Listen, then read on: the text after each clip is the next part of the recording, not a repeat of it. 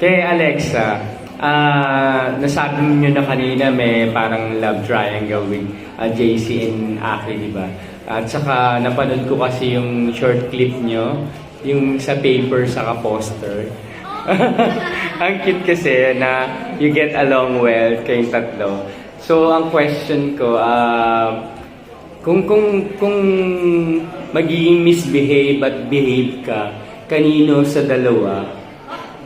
Kanino ka magbe-behave at kay JC ba o kay What is the meaning of this question?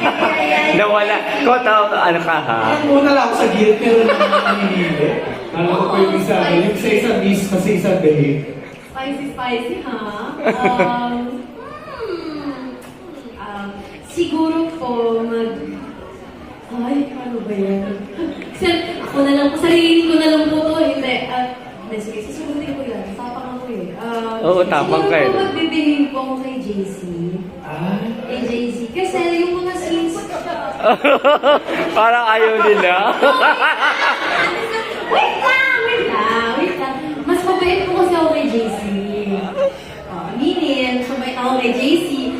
Mas mabait ako kay JC. Tsaka yung scenes din po kasi namin ni JC, mas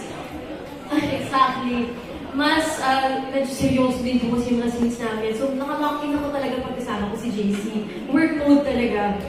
Pag kay akin naman, lagi lang kami naglolokohan. So, yun naman yung term ko for misbehaving. Yun lang naman po ang aking misbehave. Mahilig po akong asarin. Saan yung bangs mo? Naiwan. Ayun, yun, asaran ng love language namin. Mild misbehave lang pala. Kaya sa kanya ako mag-misbehave. Okay.